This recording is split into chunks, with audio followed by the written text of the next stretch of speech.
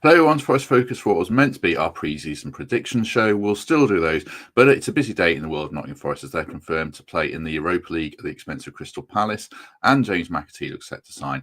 And there's plenty more transfer news to discuss. So joining us to discuss that and more are two of our most concise and straight to the point panelists. And first in Mikey Clarke, how are you? I'm really good. We're on time as well, which suggests we've got a lot to get through. But yeah, I'm good. How are you, Matt? Good. Been a busy morning, like you say, lots to get through and looking forward to it. Pete Blackburn, how are you? Yeah, pumped and ready for 3 hours of hot football chat. We'll cram it all in. Michael Temple will join us in about 10 or 15 minutes. He's just in a meeting. But even if he doesn't, we'll have a good time discussing everything that's happening. Right, we'll start with the Europa League then. Forest confirmed to play in it after the Court for Arbitration for Sport. Is that how you say it? I can't remember the exact wording of it. CAS, anyway. Booted Palace officially down to the Conference League. So Forest will play in the Europa League. Game starting in September. I think it's 8 group games, and we'll have a quick look at who is in the pots with them and then get the lads' reaction to it. Interesting teams. In pot 1, you've got the likes of Roma, Porto, Rangers, Feyenoord, etc. Pot 2, I've got Villa, Lyon, our second favourite club. And then pot 3 is obviously us. And then pot 4's got Bologna in, weirdly. But if you're looking on screen, there's lots of quite exciting, interesting names there. Better than Mordor away, as Mikey said in our WhatsApp chat in the Conference League, certainly. So just general reactions to it. Mikey, thoughts on it? What it means for us? What do you think? I'm absolutely delighted. I'm not going to pull any punches. I think it's a really big morning for Forest. Now, regardless of why this has happened, you know, we slumped off a bit last season. We got Europa Conference League and Palace, bless them, won the FA Cup. But the thing is, as we found out to our cost and our detriment a year or two back, if you break the rules, you do have to face the consequences. And regardless of whether those rules are absolute nonsense, which I think we can all admit, I mean, honestly, we spend too much time talking about stuff that goes off the pitch rather than on the pitch. However, somebody's got to benefit from this, and I'm just delighted that for once it's Nottingham Forest. And honestly, if I'm being a bit self-minded and selfish about it, I think we deserve it. I think we had our best season in pretty much my living memory. And Europa League, I was going to say UEFA Cup, it's the Europa League, feels like a just fit for the efforts of the team last season. And I know the conjecture around it. However, that's not our fault, is it? If other clubs aren't going to do what they need to do, and we're actually, somebody said to me earlier on, they said it's a bit like when you have an athletics race and the guy who won the gold medal gets stripped of his gold medal for whatever reason, you don't then pile in on the guy who won silver, do you? It's just by default. So by default, we are now in, you know, a brilliant competition which Spurs won last season, and we deserve it. And I'll be honest, I'm absolutely buzzing for some of these teams. I think it's great. It's a brilliant morning, and isn't it interesting that all the transfer rumours have just taken a step on as well off the back of it? Yeah, I mean, for me, it felt a bit win-win for me, because if we were in the Conference League, we could have won it, and then we would have qualified for the Europa League if we had. I think being in the Europa League means you're guaranteed to play some of these exciting teams. I mean, when you think of the European nights that we're going to have at the City Ground, in a pure football sense, and for the you know, guys and girls that are lucky enough to go away and see these games, that's going to be fantastic, like lifetime memories for them. So thoroughly, like, really excited about that. We'll talk about the football implications transfer wise. I was really fed up of it by the end. I mean, it was partly boring, and partly it become quite media driven and very social media driven. It became Forest fans v Palace fans, which it didn't need to be, and it was so ridiculous, and it got way too personal and over the top. So I really hope we can move on. Obviously, we've got this god awful game, which I really hope we win, against Palace away coming up. But I hope it doesn't create some kind of faux rivalry, because it doesn't need to. I think it was a lot of media narrative around it. But football-wise, very happy, and I think it has really positive implications, as Mikey says. And what about you, Pete? Yeah, I think you've summed it up really nicely. I guess 3 sort of main feelings, emotions for me. I still have sympathy being the first one, I still have sympathy for the sort of majority of their fans, although it's hard not to find some of that eroded by this vocal minority who talk nonsense about Forest grassing and all that sort of ridiculous stuff. I mean, these are just all the absurdities of the modern world, I guess. There's not really any evidence, as we know it, that Forest have done anything beyond what you'd expect any club to do in these circumstances in asking for a clarification over what their future is. So sympathy, I do have sympathy. I think their sort of fairy tale story deserved a bit better, and they've ultimately been undone by their ownership and such like. So I think that is sad. Otherwise, relief, as you say, it's been long, it's been boring. I think the sort of growing social media beef is just absolutely silly. Couldn't be any sillier, really. And then also, as of this morning, a bit of excitement now, really. As you say, that looks like a really fun list of teams to be potentially drawn against. Some really, really great trips for those who are lucky enough to get tickets or to go along, regardless of not having tickets. Not in the stadium, obviously, I'm not suggesting that. And some brilliant home nights at the City Ground, which, loads of us will be able to look forward to. So, yeah, I never really bought that. I think win-win I agree with, but I never really bought that whole sort of, I want the easier route of the Conference League, maybe we'll win it sort of thing. It doesn't feel like a proper competition in quite the same way as this does for me, although it would have been fun and a different task and all that sort of stuff. This is a proper European competition with big names and lots to look forward to. So, yeah, now it's something that we can start getting in our sights, I guess, and hopefully the football club can start moving on, because it must have made things more difficult. We've spoken off air about the finances being quite different between the competitions and such like. So it's not made pre-season easy for them, but now it feels like that's all behind us and we can crack on. Yeah, Spurs and United made about 30 million quid from the Europa League last season. Chelsea made about 15, I think, and that they won it. So there's it's the figure that's been bandied about is around 20 million, which we'll probably get onto because it fits quite nicely into our next topic. Will says, and Mikey, you dropped this in our WhatsApp chat, 29th of August, I think, is the draw, isn't it, for when we'll find out exactly who we play, and the games start mid-September, so it's after week 5 or week 6 of the Premier League. So yeah, lots to look forward to. I don't think we can talk too much more about it because I was sick of talking about it anyway, so we'll probably move on. Next topic, leading nicely into it, and Paul, give him his credit, Paul Morley was talking about this on Saturday about list A, list B, when we know the results, and lo and behold, James McAtee looks set to sign for us. Sky, I think, are reporting this, but primarily it was Fabrizio Romano. He says agreement at the final stages for a fee in excess of 20 million. So it's got to be closer to 20 million than 30, surely, which feels like a good fee. Forest confident they can get it done. Here we go, expected soon. Personal terms fully agreed. And very nicely, McAtee wants Forest despite several requests, and the clubs are at the final stage of negotiations. Pete, I think this is a really good signing for us for that fee. I know we discussed, like, Lewis had some reservations about how he'd adapt from Man City, but I think he probably will. I'm pretty excited about it. How do you feel? Yeah, very excited, especially if the price point is somewhere in the region of 20 million quid. I suspect there may be clauses in there. City are famous for having buyback clauses or issues along that. Oh yeah, there we go. As Paul says. So I suspect there'll be something along those lines, but hopefully it'll be more like a future percentage of profit type of thing rather than a buyback with a sort of limiting amount of money attached. And hopefully we've learned from the lessons of the recent Morgan situation there. Yeah, look, I am really excited. I think some people have been a bit low on him. I think probably because he didn't have quite the season that perhaps some hoped he might last season and break in a little bit more than he did. And then also, he wasn't really one of the top stars, I don't think, in that under-21s tournament where, likes of Elliot Anderson and Harvey Elliott probably outshone him. But for me, I think this is so perfect for Forest, especially at that sort of money. Fits the model perfectly. And also, I think when you're investing in young English talent too, it does always feel a little bit more special because there's something about being able to identify with that player's career path and investing in their future role in the national team and all that sort of stuff, and it feels like you're cultivating something really special there. So I'm hopeful that's where we can be with him. I mean, I think one of the really exciting things about McAtee is he could be pivotal to any sort of potential evolution for us. He's someone who can come play in that sort of number 10 role and allow Gibbs White to drop deeper And it could be that in games where we feel that we need more of the ball and we need to be a different team to what we were last season, he could sort of unlock that for us.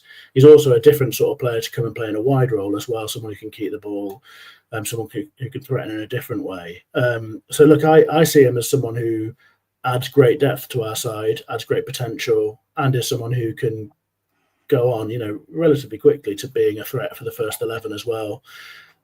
So I think you get that deal done, and suddenly Forest look like they're in a convincingly better place than we were at the end of last season, and that's what we've been asking for. And there's still going to be more business, but that's the start for me of the sort of business that starts making us look like a team who can hold that top half position in the Premier League and also try and compete on other fronts as well. Just before I go to Mikey, good to have people with us from different parts of the world. Do us a favour, hit like if you haven't already. 570 people with us after 10 minutes, which is great. Wardy says about my teacup. It is a posh teacup. It's my wife's. My parents gave it to her for her birthday, but I thought they were giving it to me for mine because our birthdays are dead close. And I opened it on my birthday, and my mum was quite annoyed at me. And I thought when she gave it to me, this is a weird present, but I'll drink tea out of it. And it turned out it's for my wife all along. So there you go. Nice mug though. It is. Thank you, Wardy. Right. What on McAtee, Mikey? A few people saying I don't understand where he fits in, that kind of stuff. I think for me, the benefit is he doesn't have to fit in straight away, and you can ease him in around the Europa games, the Premier League games, and then I think he'll find a place somewhere, whether it's a 10, an 8, he could play wide. I think he'll be a valuable player, but where do you see him fitting in? Yeah, my only reservation when this first got linked a few weeks ago was just the price, because they were talking 30s, 40s, as Pete was saying, numerous clauses in there, knowing Man City. That was my only ever reservation. In terms of his footballing talent, his IQ, his brain, his ability to play in more than one position, I kind of agree with Pete. I think he could fit in really, really nicely with Forest. He's a guy that is at the right age for our recruitment profile. A few years at Forest, you could look to potentially sell him for big money. He didn't have an incredible under-21s, but he was there or thereabouts, and he was one of the fulcrums of that team that won the competition. So he's a really, really good player. I don't necessarily think, he's going to play as an 8 or he's going to play on the right wing consistently. I just think he can float 3 or 4 different positions. And they always say managers really like those players that, have more than one string to their bow. And I just think he ticks a lot of boxes. And like I said, my only nervousness was the price point. And if it is nearer 20 than 30, then that gets rid of that nervousness for me. I mean, we've just, as you were saying, maybe got that amount of money for being in this competition. So it seems to be a very, very good morning for Forest. And if we can get that over the line, that's great. I think my only other thing that I was thinking while you guys were talking, Sheffield United have this song where they basically say, look, we don't care about Gibbs White anymore, but we've got McAtee when they had McAtee. We signed Gibbs White, we signed McAtee. I'm wondering who they're talking about now, because we'll be signing them next year, the way things are going. And it was lovely to see them get beat, by the way, at the weekend. But back to the point, McAtee, I think, will fit us absolutely nicely. He's obviously got that kinship with some of the guys there already, having played in the same teams as them. So, yeah, I mean, great. And maybe this morning's announcement was the final push to say, right, all these things we've been working about behind the scenes, now we can flick the switch. Now we can go. McAtee, you've already agreed personal terms. You know what competition you're in, come across. It makes me wonder how many more players we might have lined up that we've had similar conversations with. So if it is around 20 and it's a long-term contract, I'm all for it, Matt. Can I just add, since Mikey, sorry, Matt, since Mikey mentioned Sheffield United, reminds me of something that I think is worth saying about McAtee is I think his experience at Sheffield United is tremendously reassuring. I think there's a sort of a group of thought, a school of thought out there. Certainly something I've seen that he's very much a pep player. Can he come and have an impact in a team that's just so different and all that sort of stuff? Well, in that Sheffield United team, they were battling relegation, unsuccessfully. It was a right mess. Not a great team. Battling's not really a fair word, but I know what you mean. Yeah. Pretty agricultural football and a real battle, as we say, or not a battle, a horrendous defeat. But that's got to be a great experience for him. And he did come out of that with real credit. I mean, he didn't put big numbers up, but I think you'd be hard pushed to do that in that team regardless. So I think that's really reassuring that he can adapt to a different style and have an impact. And that is a long time ago now, really, as well, in his young footballing career. So I feel pretty good about it. Yeah, I've said before, I think that's a big benefit. Not necessarily just losing games, but playing in a team that doesn't have the ball and is chasing shadows a little bit isn't the worst kind of experience for him coming to us as a team that, won't have tons of the ball. Although I will ask a question on that shortly. Stephen asks about Magassa. We will discuss him. He's on the list. We've got some info on him, and Pete's had a decent look at him. So we'll come on to that, Stephen. Thank you for Nikki, for signing up for membership. Really appreciate that. If you're a top tier member, we'll have a member stream on Thursday with WT Analysis Will, who is, we've got some graphics from him. So do consider signing up for membership for that and more. Peter, thank you. Peter always does a good job. Almost 700 with us. Hit the like and subscribe. That would be fantastic. Pete, just on McAtee and his attributes, we obviously saw in pre-season creativity, unlocking defences isn't necessarily our forte. It wasn't at the end of last season. Scoring goals hasn't been our forte. Guys like McAtee, we'll talk about Tsimikas, Leaf, Davies. We do need them, whether it's off the bench or not. And I think that's a factor that we can't forget as well, isn't it? Yeah, absolutely. I mean, we've gone over this so many times, but what we saw towards the end of last season felt to all of us like a squad that had one way of doing things, and then a bit of a lack of depth beneath that to change things up or to be able to make an impact. So I think both in terms of depth of quality, but also in style, McAtee makes a real difference. As I've said, I think he instantly enables you to totally change the sort of structure of the team. I mean, Jesus has already done this to an extent in playing in that 10 role, but I think McAtee might be even more natural for that, with allowing Gibbs White to slot into a deeper role if we feel that we need to get him and Anderson on the ball more often in order to create from deeper areas and progress the ball from there. McAtee allows you to do that with a more natural attacking midfield operator in that central area. I think you can also change style to a degree by having him on one of the wings as somebody who's more able to. I think he's obviously someone who has real control about his game, right? So he's someone who's able to get the ball, keep the ball, all that sort of stuff that you expect from a pep player. But actually, I think one of his great strengths as well is like massive shot volume, and he picks his shots quite well. I think that's probably a criticism you can have of Forest under Nuno, is that I don't know whether the stats bear it out or not, but do we actually shoot enough? Do we have enough of those sort of moments?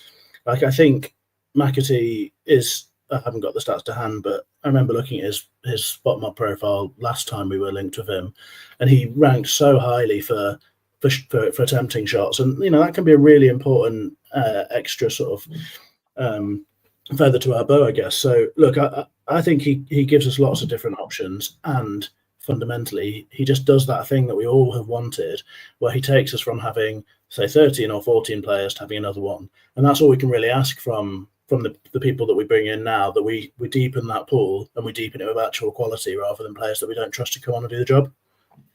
A few people in the chat as well. Is this Tony's? Ties. A few people say, "Oh, what about Douglas Luiz?" I'm really getting. I was quite sceptical, and I'm getting increasingly sceptical that he's going to sign, and ever was going to sign. That might come and bite me on the arse, I know, and I think he still would be a good addition. But do you think we're maybe moving away from Luiz, Mikey, if we're signing McAtee and potentially a couple of other defensive midfielders that we've been linked with, or is Luiz still on the agenda? I hope he's still on the agenda, because I think he's a brilliant player. You ask around, don't you? You ask people that might know things. I think there's maybe one person that's said to me that is a distinct possibility. The rest have been like what we're talking about now, which is, maybe it doesn't feel that way. It doesn't feel that way. And especially when you've got all the different other players in his same position being muted over the last couple of days, feels more concrete. I think it's something that's just been bubbling in the background, and whether it comes to fruition or not, I'm not so sure. But for every minute that passes, I think that one probably moves further and further away. Be interesting to see now. We've obviously got Europa League confirmed, whether that changes the narrative on it. But my gut feeling is it probably won't happen. But I'll probably be proved to be wrong. Just going back quickly to McAtee, benches win games. Honestly, I've said it for years since I was a kid. You watch all your great football matches, and literally in the last 20, 25 minutes, the options that a manager has on the bench will either lose them a game or win them the game. You see it at every level. The Lionesses, their bench won the game. You see it this weekend. Leicester bring someone on, they score. Every level, every weekend, those options off the bench can be the difference maker. And especially in the best league in the world, the margins are so fine.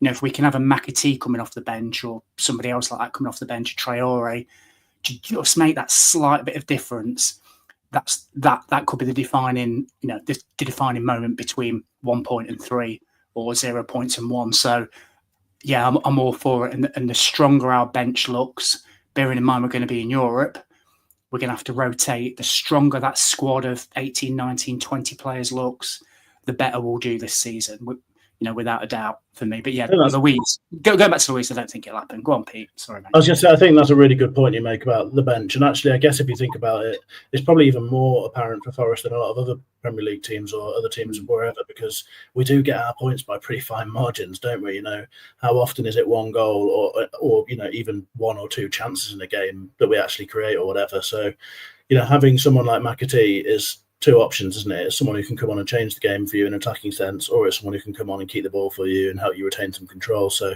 I think it probably makes a pretty big difference. Let's add in Michael Temple. This afternoon, how are you? Hi, fellas. Good, thank you. Right. Good to have you with us. You've missed out on Europa League stuff, but you can do a little bit on McAtee, and then we'll throw it to a break. I put the wrong comment up. I'm sure that's a good comment from Luke. We'd have finished 3rd if we had McAtee on the bench. Possibly. I don't know. That sounded crazy when you say it, but maybe you're right, Luke. I'm not sure. Philip says McAtee retains ball well, intelligent player, hints at a change in style. I think we have seen that that's the plan, Temps. We haven't really executed it in pre-season, but if we are going to play not necessarily a different way for 90 minutes, but a different way within games, then he could be a useful addition. What are your thoughts on him and the 20 million-ish fee as well? I think the fee is more than fair. I think you're paying for potential as well as ability, but he's a match-ready player, and if he hadn't have been at Man City, he'd have been far more exposed to Premier League matches than he has been already. I think his ceiling's extremely high. Some were down on him, but I think I've always been quite positive about the utility value, but also the impact. I think he's a player for now, and I don't think he's come in any way to be sold a seat on the bench and a 20-minute impact when he can. He's come to play. He'll scrap and find a way to make himself relevant, and he's probably in direct competition with Jesus and Dan Endoy for a place in Forest starting 11. Lovely stuff. We'll come on to more transfer news shortly. We'll do what's his name, Pete? Magassa, is it? Yeah. We'll do Magassa. We'll do some Tsimikas, and we'll do some Musah. I'm really just stalling because there's a little wheel spinning around. There's supposed to be a Trent Nav ad. You could try and pronounce Magassa's first name while it's loaded. Can I talk about Palace for a sec? We're waiting for it to load, because I just want to separate the fans of that club from the club itself, because it does rile me that a team has missed out on taking a place in a competition that they've earned. You've got to separate the club and the supporters and their passion and anger from the mismanagement, frankly, of an administration that has failed to do the things they needed to do to take that place in the competition. I like what Palace stand for. I love that they're able to operate as an aspirational mid-table club that have got their recruitment and their team into a far better position than other clubs with bigger followings, bigger grounds, bigger budgets. But this is mismanagement from their administration, and that's where their anger should be redirected. But so much empathy and sympathy for those Palace players and supporters. And of course, I'm really proud and pleased that Forest are going to take their place in the Europa League. But we need to separate that club from their administration in terms of the way that this debate has played out in recent weeks. So says someone who's no longer on Twitter, I think, who hasn't seen all the tweets from the flying around from our fans and Palace fans. But yeah, a valid point nonetheless. And well stalled, because the ad has arrived from the Trent Nav. Right, our first 3 games are televised on Sky, so you can watch them all at the Nav. Brentford, Palace, West Ham. Open from 9 a.m. for your breakfast, so make it a day of it. Fathers will be there with his quiz, interactive quiz, a part of the build-up, and he'll bring you team news. And if you want to stay, you can get your dinner there as well, outdoor screens and inside the pub as well. All games shown live that are televised, including the Forest ones. You don't need to book. You can just come and join us. That's a good ad, because it just had a nice flow where I could just read it out on screen without doing any work. So, yeah, thanks to NAB for their support as ever. Let's talk left backs then next. Forest were linked over the weekend with Leif Davis. And then another name returning to the fold was Kostas Tsimikas, former Olympiacos left-back, obviously, who plays for Liverpool. People are probably familiar with him, but WT Analysis did this chart for people who are listening and watching. It shows he is very, very good as an attacking fullback. Obviously, it helps being in a Liverpool team, so you have to qualify that a little bit. Very good on set pieces as well. Not naturally the best defender according to the chart, but again, I don't know how much defending you really have to do when you play for Liverpool. So a different option to complement what we've got with Nico and Ola, who can play left back already.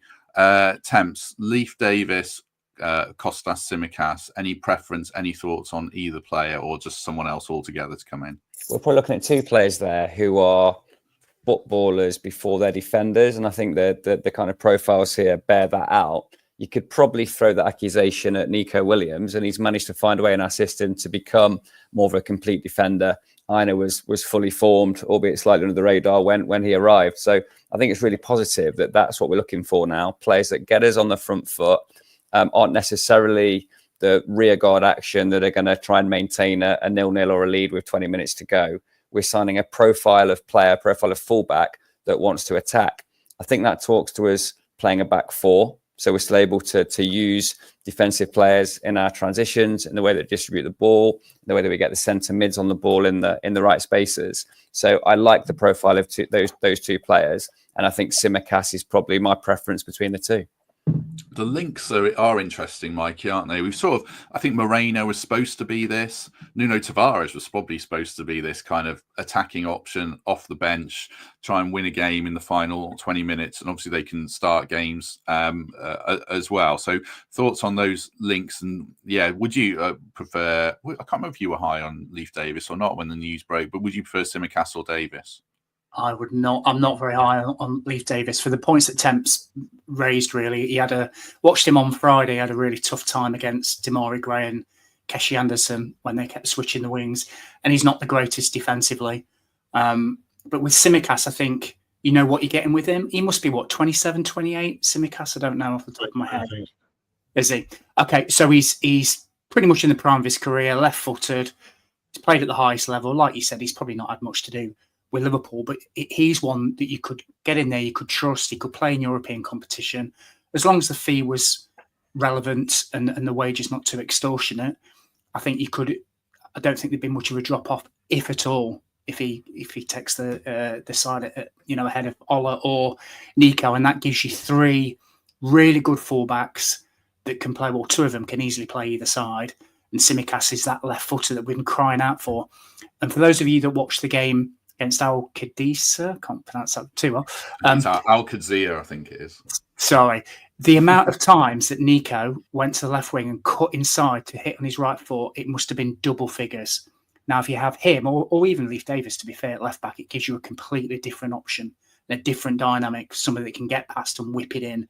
Because what happens when you strike and you make the run, you have to check back or you have to hold it because you know your fullback's going to cut back in. It's not a slight on Nico. It's just he's a right footer playing left back.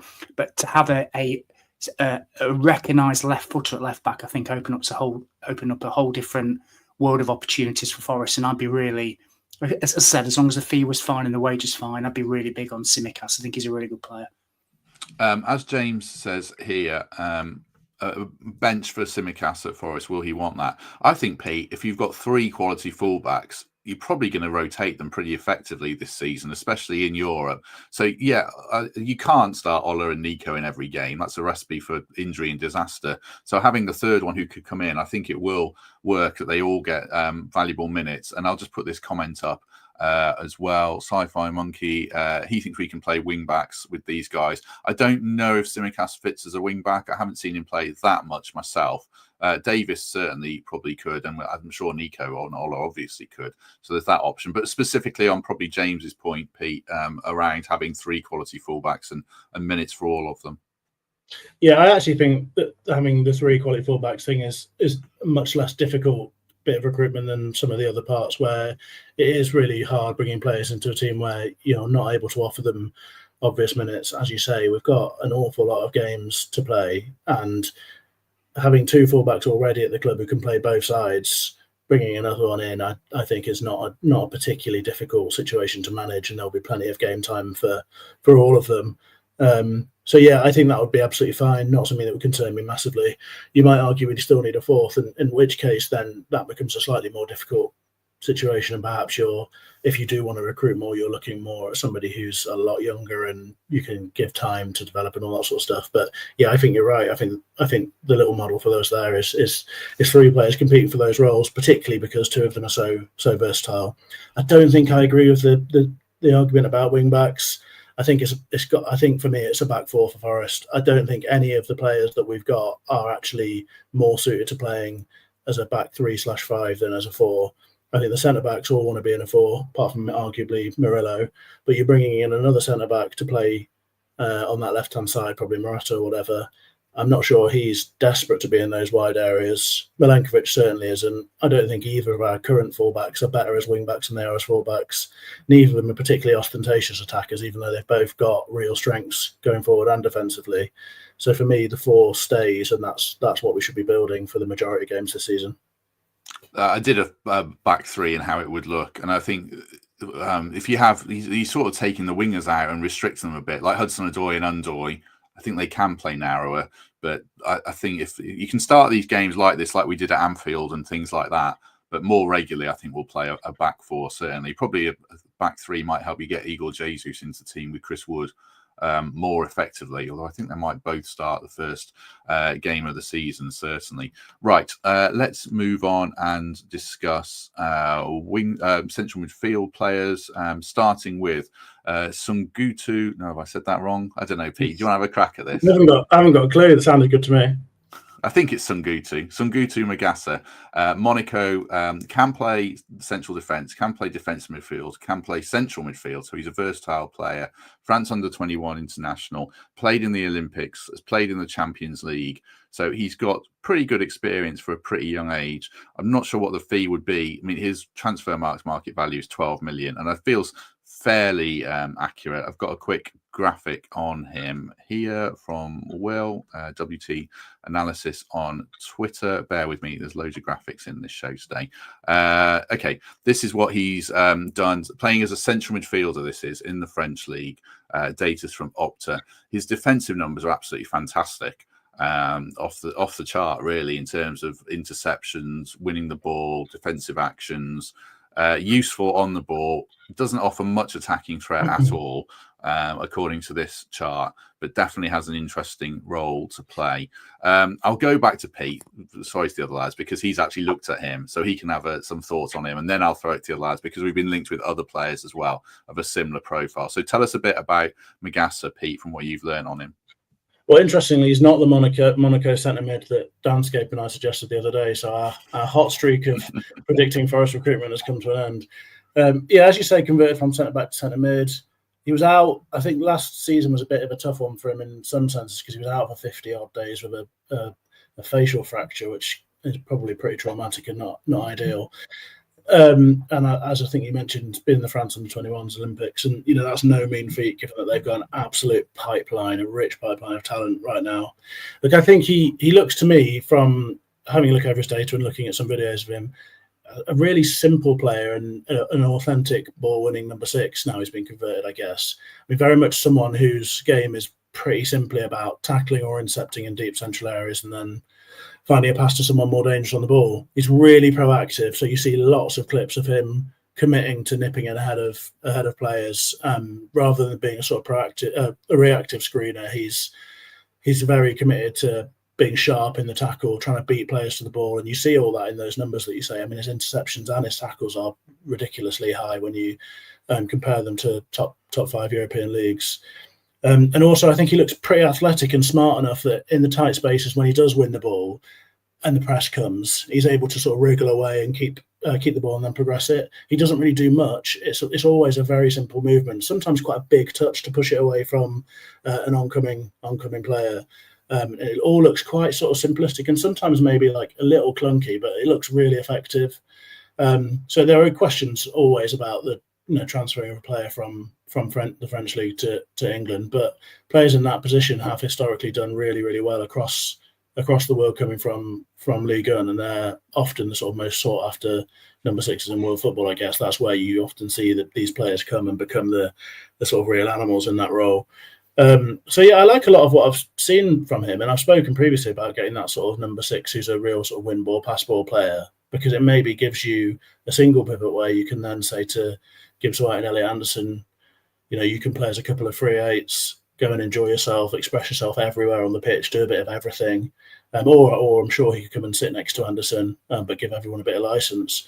So he's not someone who I was aware of in any sort of great depth beforehand, or who was on the sort of lists when we've done our recruitment episodes. But from what I've seen of him, it looks like there's a fair bit to like about him. Probably plenty of room for development, and the sort of player that you can work with and grow. And also, I mean, I think I sent some stats in the WhatsApp group last night that somebody had sent to me and Mikey yesterday. I mean, he comes. There's a couple of lists where he features in the top 5 under 21 players in Europe. One of them was for most tackles per game, and then the second was for then the most through passes. And then the other names on the list are, Bellingham, Nico Paz, João Neves, Adam Wharton, all those sorts of players. So he's found some pretty good company there. Not to overhype him or anything, but he just looks like someone who's got some basics that could make a difference to an area where I think we do lack a bit as a sort of genuine number 6. So the profile looks perfect for the model. If the price is right, I think why not? So Temps, someone's dog. I was going to say it's Pete's dog. No, it's Mikey's dog. Not It's not Temps's dog unless it's in the office. So Temps, when you hear that, and when we've spoken about midfield before, that kind of midfield destroyer type player, which Sangare isn't really, but he does have other assets, big assets that we've discussed. And then it was interesting. It was Yates got the start. Sangare didn't. If we read anything into that against Al Qadsiya, does this sound like the kind of player that we're missing in the squad, or do you think we don't need someone like him?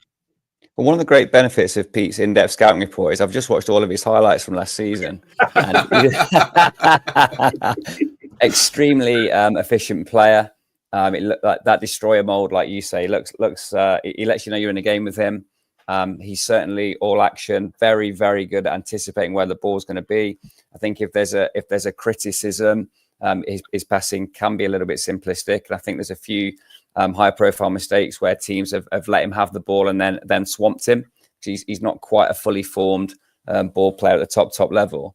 But when you consider his age and what he's doing and the things he's trying, there's an extremely high caliber of player there. Really like what he looks like, and you have to be able to stop goals, assist goals, or score goals if you're going to play centre mid in the Premier League. It looks like he's got one of those facets nailed down. And his development from here to be a true dynamic centre mid is what's he going to do in the final third. But I think there's the potential there, and I think Forest have probably seen a player there that can be coached and can be moulded from the position he's got now. But the raw skills he's got are those that can't be taught. And yeah, he fits the mould of a dynamic central midfielder in 3-4 years' time. I think as well, this is where Yatesy suffers, perhaps, right? His place is always under threat. We're always looking for that player that can do what he does and then do more as well. But he does what he does so well. I think at this moment in time, what you've got here is a player that's exceptionally gifted in the defensive attributes, that has got 2 years now to bolt on what he does with the front foot to become a top end Premier League player. This is a signing that I'd welcome. I don't think he'd be an automatic pick straight away, but he'd be in that conversation for the third midfielder alongside Anderson and Gibbs White. He profiles to have the things that they need to flourish. The other player we haven't really mentioned much this summer because he's injured is Nico Dominguez, and I think he's going to be out till September-ish, October-ish, but obviously being fit and being match fit are different things. So you have to account for maybe an extra month or something there. So it adds the need for another central midfielder, sure, certainly. Before I go to Mikey, I'll throw one other name in the mix. We've discussed him quite a lot. If you watch Saturday's show, Chief talks about Yunus Musah in quite a lot of depth as an American international, a player Forest has been linked with for a long time. The Athletics say Forest are in talks with AC Milan over a move for the midfielder. Club-to-club talks are taking place, they say, and if they lead to an agreement, personal terms won't be an issue. Musah's played 80 games for Milan, and he did start against Chelsea at the weekend. 80 games across 2 seasons, I should say. So lots of names in the mix there. Mikey, how do you see this midfield shaking out in terms of what we need? Is I can't remember his name, Magassa, is that kind of player the final piece of the jigsaw? Musah's slightly different. I don't know what his role exactly would be, but what do you think about our midfield balance heading into the season? Yeah, it's great listening to the guys that have obviously seen Magassa, is it? A lot more than I have. Obviously, we got shared some numbers yesterday and they look pretty impressive. But he absolutely fits the criteria of the recruitment that we've been doing and probably should be doing. I guess if you flick it to somebody like a ready-made option like a Douglas Luiz or maybe even a Musah, who, to be honest, once I've spoke to a few guys and girls living in America, very different reports about that lad. A few say he's absolutely brilliant and really overrated, and a few can't even believe we're even looking at him. So that scares me a little bit.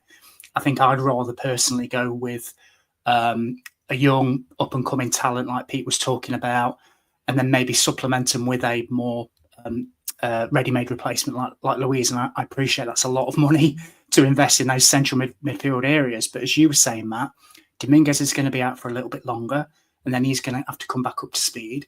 We are going to play a 3 away from home, I would have thought, and certainly maybe even in Europe as well. So you're going to need those numbers in there. You know, in recent games, what we've seen is Morgan having to drop deep into that hole. So we've not necessarily stacked with options in that area. So I'm not surprised the club are looking at who to bring in to bolster that area, but it's got to be the right fit. It's got to be the right money, because we've only got a certain amount of pot that can go around, and there are areas we need to fill. We need at least 1 or 2 more wingers. We need at least another fullback. Do we need another goalkeeper? Probably, unless Botti's going to be number 3. There's rumours that we may even go in for another striker. So we can't get them all. So I don't want to chuck everything we've got at that central midfield area. But I think we are short 1 or 2, thinking that Dominguez might not really get back up to speed until sort of the back end of this year, being realistic. But I think, you know, we've got is it a minimum more 8 games for the Europa League? So on top of what we had last season, you know, there's another fifth of that. I've chimed in my last night, another fifth of the season to bolt on, at least another 8 games, with travelling, with you know, all the kind of tiers and expectations that come with trying to have a good season in Europe. You know, we work so hard to get there. What we don't want to do is just blow it off. So you are going to need a squad. You are going to need options. And I'm really hopeful, fingers crossed, that this week in particular sees a few more bodies come through the door. And I think central midfield will be one of them, definitely. Last bit of transfer news, not to discuss, but just to say that Jota seems to be edging ever closer to a move to Sporting, but nothing concrete on that, but looks more likely a permanent one than a loan. Right, Matt, if he goes to Sporting, sorry to interrupt, I'm just thinking, you know, I've just said that we need another winger. If he goes to Sporting, then we need 2, maybe even 3 players out wide. So that's why I'm just thinking, you know, you've got Undor, you've got Callum. That's it, isn't it? Like, who else have we got? So if Jota goes as well, and he's been playing off the striker as well, Jesus could play wide. I don't know. I think there's some gaps to fill. So I think we're going to be really, really busy. And if we're exiting more players out the door, then maybe we're going to be busier than even I thought we will be. Yeah, McAtee might, I guess, be one of the, you know, a bit of a square peg in a round hole. I know he can play there, but I think Forest see him more central. 856 people with us, which is great. Do us a favour and hit like if you haven't already. We shall do our predictions for the season, which was going to be a whole show, so I'm sorry we're going to have to condense it in because we've got the whole week is planned, so I can't even do it as a separate show. But we'll do those shortly. Just pull out a quick word for global telemetrics and why you should invest in vehicle security. Early this week, one of our customers had an attempted theft on their Ferrari. The vehicle keys were stolen from the customer's house, which was stored inside a Faraday bag. If it wasn't for the Smart Track no tag, no start system, the vehicle would have been stolen. There you go. They got it back. So that's why you should invest with Global Telemetrics. Right. Let's go into our predictions. I did plan to go back and look at everyone's for last season, but we wouldn't have had time, and there's not enough slots in the library for the graphics. So I had to abandon that and save everyone's embarrassment. But we'll go through them. Is us guys here, the main people who are on all the time, and then the guys who are and girls who are mostly on the post-match shows have done them.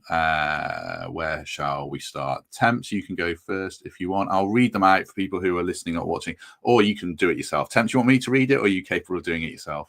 I'll do it. So I think we're going to finish ninth in the Premier League this season. I've got no lack of faith in the quality of the players. I just think that fixture congestion and getting used to progressing more in cups and being in Europe, particularly in the Europa League now, is going to affect our ability to pick up quite the level of points that we did last season. I'm backing Chris Wood to remain our top goal scorer. I think he starts as the out-and-out number 9. I think he's the best selection in a system that plays a single striker. I've predicted 14 goals here. I think he'll do slightly better than that, all competitions, but that's my Premier League prediction. Player of the season for me, Elliot Anderson, who's just been the star of pre-season. I think he's got a big chance of being on the plane to the USA next summer, and I rate him extremely highly. I think we're going to get to the semi-finals in Europe. That's a lofty ambition, but that's why I've been kind of accepting of a slight reduction in our Premier League points. I think we're going to get to a point in that competition where that becomes our priority. My top 4 are Liverpool, Man City, Arsenal, and Chelsea, and I'm adding Wolves to Burnley and Sunderland through the trapdoor. I think Leeds United may well just have enough to maintain their place in the Premier League. Do drop your predictions in the chat as well, where you think Pete we shall finish. Anything else you want to say? Pat has got us down 10th to 12th. James says 11th. Peter, who's an absolute ray of sunshine, says we'll finish 18th. Brilliant. So do drop yours in. I saw a 9th in the Europa semi-final there as well for Stephen. So yeah, keep them coming. We'll alternate them between these guys and the ones that. Before Temps goes, can we just have a points prediction so we can start the Temps tracker from wherever it is? What's 9th Temps roughly? 50 something. Yeah, you have to give me a minute on that. I'll give you the specific points, but I'll just quickly work through my little game by game and see where he gets me to. Give me 5. I'll give you 5 to all 38 games in your head. We'll go one at a time, and we'll come back to these guys next. Let's do Emily's ones first. Then Emily, Forest to finish 10th, top scorer Igor Jesus, 15 goals. She has Elliot Anderson, player of the season as well. Also Europa semi-finals. Her top 4, like so many people's, I must say, is Liverpool, Man City, Arsenal, Chelsea. She has got the bottom 3, Leeds, West Ham, and Burnley. And West Ham stuck out because I remember last season she predicted them to finish in the Champions League places. So that's a shocking lack of faith in West Ham after such lofty ambitions for last season. Right, let's go to, we'll do Mikey's because you've got to go soon, Mikey. So talk us through what you're thinking. Sure. So I've got us to finish 12th. And for those that were at the live podcast or watched it, I actually said 14th. So my mood has risen 2 places in the last couple of weeks, probably because Gibbs White's staying, and I've seen the struggles that other teams have had recruiting players, not just us. So I think we'll finish 12th, partly because of what Temps was saying as well. The strain on the squad may see us drop a few places. I think that's probably a top half team, the first team, but it's the impact on the squad, isn't it? Top scorer, Chris Wood. It's hard to look beyond him. I don't think he'll reach the heights of last season, but I can see him get double figures. So I've gone for 14 goals for Chris Wood. It seems that a lot of people have gone for Elliot Anderson, player of the season. No surprise there. I think the sky's the limit for that lad. I think he's absolutely brilliant. For Europe, I've gone last day. I wasn't sure what competition we'd gone in. I probably should have said we might have won the Conference League, but I think Europe, last day, I think we'll get out the groups. We might come unstuck at that point. Top 4, I've gone the same again, slightly different order. Liverpool to win it, unfortunately. Arsenal, Man City, and then Chelsea. Because if Chelsea are outside the top 4 at Christmas, they'll just spend another 300 million on other players. So they'll find a way like they did last season to get in there. And then bottom 3, do you know what? I was thinking about this. And I've gone for Sunderland Burnley, and I've gone for Brentford. And I know this is going to make Greg smile, but I just think the upheaval at that club, they've lost the manager, some of the coaching staff, they're going to lose pretty much all their top players. That's either going to go one way or the other. Either I'll be completely wrong and they'll be absolutely fine, and they'll have the next players on the conveyor belt, and Keith Andrews will take to it like a duck to water, a bit like Thomas Frank did when he got promoted, or it's their time. And I'm hoping it's their time because I particularly like them. So yeah, Brentford, Sunderland, Burnley, but I think it'll be a good season for Forest. Let's go on to Greg's then. These are normally the main event, but I think he's been tempered a little bit. He did these with his dad and his sister. I know his sister's had some bad news around her health, so thinking of her and wishing her a speedy recovery and get well soon. Greg Mitchell. Forest finished 8th. Igor Jesus, top scorer, 14 goals. Player of the season, Elliot Anderson again. So semi-finals of the Europa League, Greg's top 4, Liverpool, Chelsea, Arsenal, City, and relegated teams, Leeds, Burnley, and of course, Brentford. I think this is the 4th year in a row Brentford have been in there, so they're always going to be in there for him. Right, Pete Blackburn, talk us through yours. There's not that much exciting stuff, is there? We're all quite similar, really.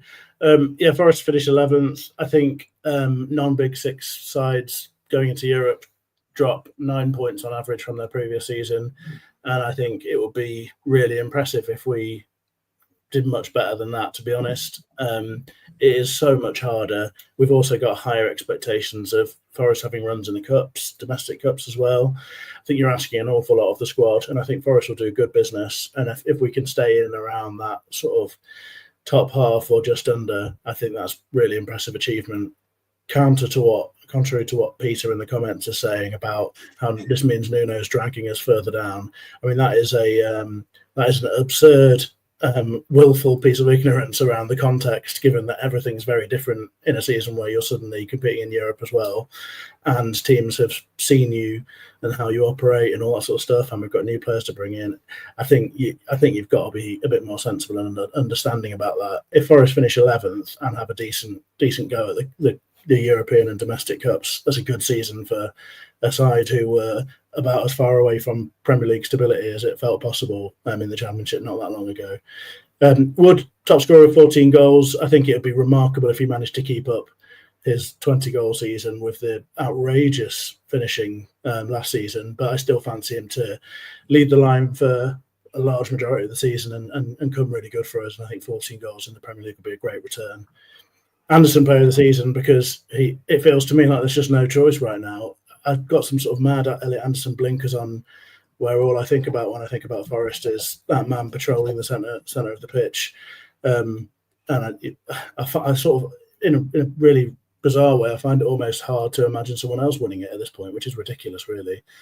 I think honourable mention for both of those questions to Dan and Doy as well, which I think I said to you, who I'm really excited about and I think could challenge getting double figures for goals and having a really, really bright season. Top 4, I think probably pretty similar to everyone else: Liverpool, Arsenal, City, Chelsea. And then slightly rogue for my relegation, I'm going West Ham to go down with Burnley and Leeds. Partly because I want to pick a team that's already in the Premier League, because I don't want this whole trend of teams coming up and going down again to be crystallised further and for the narrative to just be really ongoing there. And when I look at the teams who could potentially go down, I think the first thing that I look at is how they run. So I think that most of the teams around them can survive because they're relatively stable and have good leadership and such like. I don't know if you can say that about West Ham. I think their leadership is an absolute mess. So I'm saying West Ham is a bit of a rogue shout and a bit of fun. Lovely stuff. Just a few people in the chat noticing, I've just checked this. David Carmo linked with Valencia. A move there, which would make sense. I think it doesn't say if it's loan or permanent or not, but thought I'd mention that one. Right, who should we do next? Let's do Mark's next, having done Greg's, but Mark's pretty optimistic as well. Forest finished 12th. Chris Wood, top scorer, 15 goals. Elliot Anderson as well, top player of the season. Quarters for the Europa League: Liverpool, Arsenal, City, Chelsea. Brentford to go down for him as well. Burnley versus Sunderland. We'll go to some more. Elliot Anderson temps. Everyone's saying him. I'm not actually, but basically everyone is. I mean, is he going to have some kind of insane breakout season where he scores 8 or 9 goals and he's running game after game then? if you've been at the games where you've been watching him for 90 minutes, his contribution is just total, isn't it? On the ball, off the ball, organised, disciplined, can pass it, just the player that does everything, and therefore the automatic pick. Any system, there's a role for Elliot Anderson. I was concerned when James Ward-Prowse turned up that he might become a bit of a forgotten man. He's just blown out of the water. The level of expectation that we had for him and the level of expectation that we have for him now. I'll repeat that I expect him to be in England's World Cup squad in North America next year. I think he's going to become a 40-cap international. I just rate everything he does.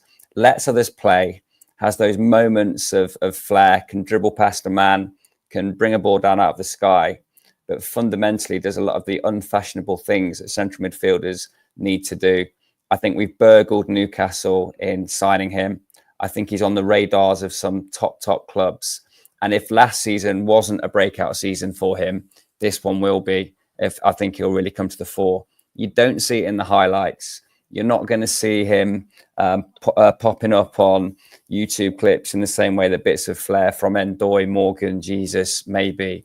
But he's a 90-minute footballer that makes an impact in both boxes and between them. And that's why I think we're all giving him the vote of confidence in our prospects of player of the season. Mikey, any final thoughts from you? Because you've got to go before we get back to the predictions. Anything you want to add before we let you go? Yeah, Jordi Maradona is brilliant. I'm not surprised everybody's gone for Anderson. Just watching him, he's just all there, and he's all effort. He's heart, he's grit, determination. He never stops running. He's just absolutely magnificent. And I think Temps is right. We absolutely steal. We got him from Newcastle, and he's going to be on the radar of all the top clubs if he isn't already. So no, it's really good. I think the only one thing before I drop off is can we have a goal, Forest? Because as much as I joke about loving a 0-0, I mean, I watched Hartlepool, got my Hartlepool top on today. Hartlepool at the weekend, they were 0-0 as well. Like, people have forgotten how to score goals. So please, can we have a goal? Can we beat Brentford on Sunday, get off to a great start? We've then got Palace away. Our first 6 fixtures look pretty good. And I just think today, in summary, is a big day for Forest. We got that ruling this morning. You've already seen the transfers in motion, like I said at the start. And I just think I can see us snowballing now and really getting on the front foot with everything on and off the pitch. And let's start on Sunday, City ground rocking. Let's turn Brentford over and let's get up and running for the season. Lovely stuff. Right, you've got to go. Mikey, thank you very much. Cheers, guys. Thanks for everybody watching and listening. Cheers, guys. See you all soon. See you soon. Cheers, Mikey. We shall rattle through the final predictions. 860 people with us. Do us a favour, hit like if you haven't already. Right, Davies, where's your predictions? Why are you getting off the hook on this? I've done them. Oh, okay, we'll do mine now then, because Temps has called the shots. Called you out. Forest to finish 10th, top scorer. I've got Igor Jesus and Chris Wood on 12 goals each. And I think a few other players will chip in very nicely as well, like Dan and Ndoye around the 8-9 mark. Player of the season, Murillo, Europe, last 8 for the Europa League. Top 4, the same as everyone else. And then I just think the promoted team's probably got too much to catch up. I know a few people think Sunderland are going to stay up, but I think they're just starting from such a low base of what they had watching that playoff final. I think it'll catch them up. Murillo, just a reason I think player of the season, I think he's going to score some very eye-catching goals. I think we'll see one of these 30-yard screamers that will stick in people's mind, and/or a bicycle kick from a corner or something nuts. And I just think he'll really, he's had one season alongside Milenkovic. I think he'll take his game to another level, and then someone will probably just buy him for insane money, and we'll have Jaya Cunha waiting in the wings, hopefully to take his spot. So that's my thinking. Is that all right, Temps, with you? Yeah, I think the bottom 5 is interesting, isn't it? But it's promoted 3. Wolves and Brentford seem to be the popular picks. But I understand the alignment. I think we've all seen what we've seen. I think we expect Forest to be defensively resilient, not necessarily free scoring. I've done quick maths. I think we're going to make 58 points this year to get to my prediction. But as that YouTuber managed to clip up last year, I'll change my mind on that after every game. I'll tell you what, it'll be some season if we're creeping up from 58 points all through the season every week. That'd be lovely. A few people in the chat, Pete, quite a few. I've seen Milenkovic come up for player of the season. I don't think he's in any of our predictions. I mean, we can't discount him, can we? We wouldn't be surprised at all if he has another worldy season, would we? Absolutely not. The problem Milenkovic has got is the standards are so high. I don't see how he's going to do much more than he did this season, and there was so much competition from this time round. Look, yeah, absolutely, he's fantastic. I couldn't have a single bad word to say about Milenkovic. I think Murillo, I do understand your reasoning for it, and if they both have a good season, a sort of a similar standard, Murillo's always going to catch the eye a little bit more, isn't he? Because Milenkovic just does so many of the bits and pieces brilliantly, but Murillo's the one who's going to take on 15 men, because he's taken on 4 of them a few times, twice, whatever, and then stick it in like he nearly did against Crystal Palace. I mean, that'd be fun, wouldn't it, if in a couple of weeks we're seeing him dance through the Palace players and then actually putting it in the back of the net this time. Yeah, so I think it's the same conversation we had at the end of the season, isn't it? There are so many players that you could put in that shout for player of the season. Anderson's obviously caught the eye, particularly because he progressed through the season so well, and then had this, enormously impressive campaign with the under-21s. And I guess the only concern I have with Anderson is it going to catch up with him at some point? He's played so much football from a baseline of having not played much at all before that. But look, yeah, there's loads of players. Hopefully we're in the same position at the end of the season where we've got 7, 8, 9 players vying for that award, and it's a good place to be. I'll do the final batch of predictions, and then we'll get final thoughts from the lads before we go, because we've hit the hour mark already. So I'll just go through these. Chief in Chicago, Forest finished 8th. Chris Wood, 14 goals. That's a popular one. Anderson again for player of the season. He says we're going to win the Europa League, which is great. That is a hell of a season, isn't it? That's a hell of a season. 8 winning the Europa League, yes, please. Yeah. Top 4, Liverpool, Arsenal, City, United. So no Chelsea. Wolves, Brentford and Burnley to go down. So he has Leeds and Sunderland staying up. Chris, Forest finished 11th. Chris Wood, 12 goals. Anderson again. Last 8 Europa, Liverpool, Arsenal, City, United, Wolves, Sunderland, Burnley, and then 3 more to go. 2 more to go because Chris is in there twice. Oh no, that's Ruby. I need to get my eyes tested. 3 more to go. Paul, Forest have finished 10th. Chris Wood 14. Anderson again. Last 8, Liverpool, City, Chelsea, and then I missed off the other one, but I assume it was Arsenal. Wolves, Sunderland, and Burnley, and then Ruby. She has finished 11th. Eagle Jesus, 15 goals, top scorer. Gibbs White, player of the season, different name there. Europa League semi-finals, Liverpool, Chelsea, Newcastle, City. And then she's got Leeds, Everton and Burnley to go down, interestingly, some different ones there. I think Everton are primed. They're signing Jack Grealish, aren't they? I think they're primed to just have an Everton season, personally, and finish about the same sort of spot as normal. Sorry to interrupt. I was going to say, I think Everton are well in with a shout of being a top half Premier League club this year, and they look so much better with the recruitment they've done and the players, probably more crucially, that they've been able to move on. Plus, they've got a much more stable looking leadership around the club, underneath the owners for now. So I'd be pretty hot on Everton, actually.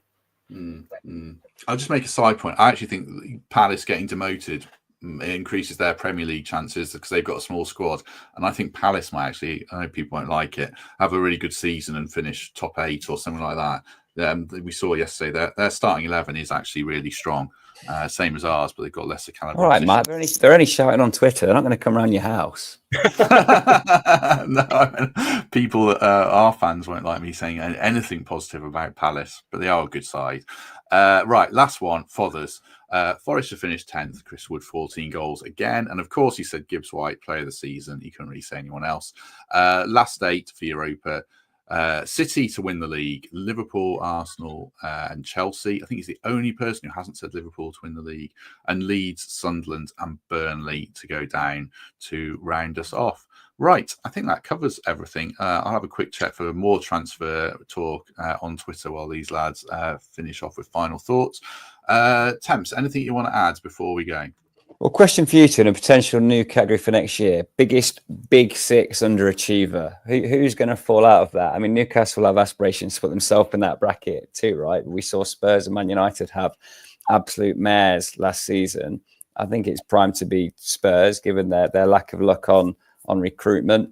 But yeah, that one of those 7 will fall out pretty spectacularly, I'd imagine. Where's your money? Oh, I don't know. Are Newcastle Big Six now or not? Are they?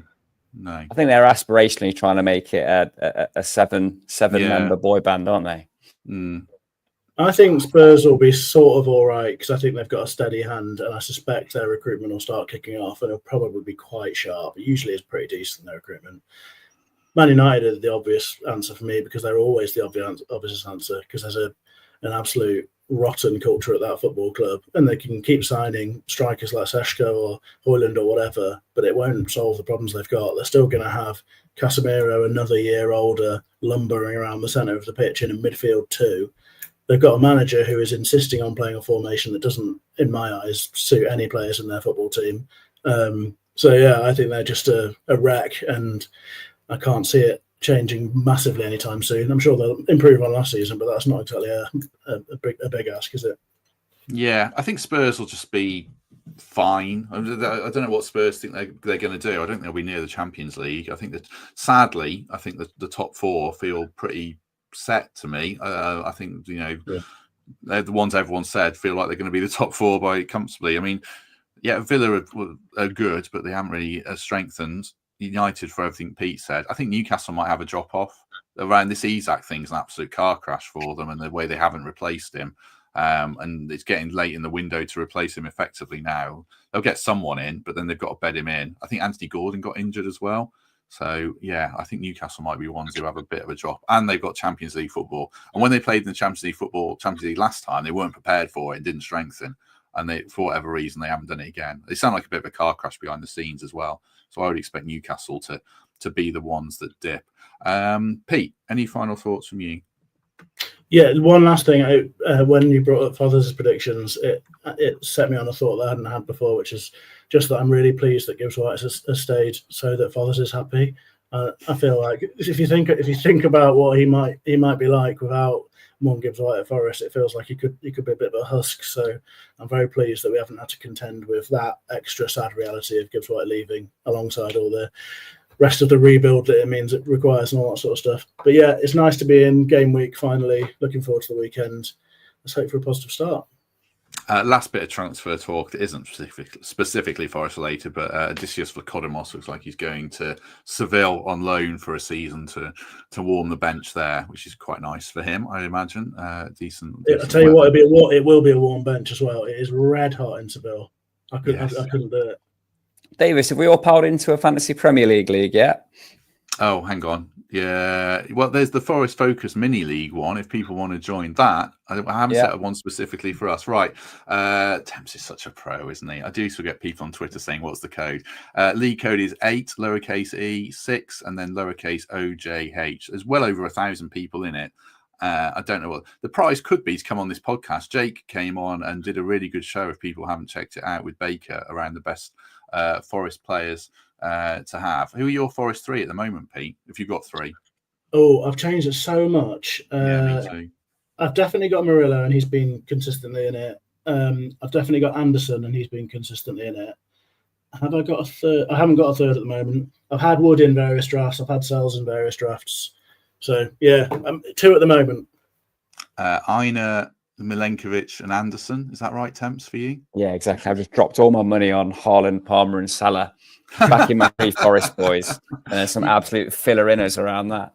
You can build a decent team with those in. It's not for me, but I've seen that. Yeah, Sells, Murillo, and Anderson for me at the moment. We'll talk about lack of goals on Thursday or Friday. Sorry, but yeah, we've gone off Chris Wood a little bit because I don't know how many will score. Right, the rest of the week quickly. Tomorrow, Seb Hutchinson. Good chat with him, I'm sure. We'll record that tomorrow morning and put that out later.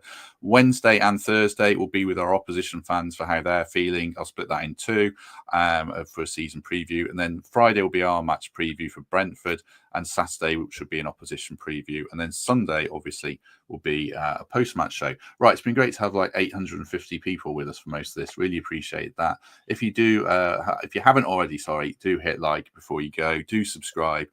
Do consider membership. Like I say, we'll have a member stream, top tier members with Will from WT Analysis later, or Will, who is WT Analysis, later in the week. just a lovely 5-star review on Apple or Spotify. Pete Blackburn, thank you very much. Thanks for having me. Enjoyed it. Much appreciated.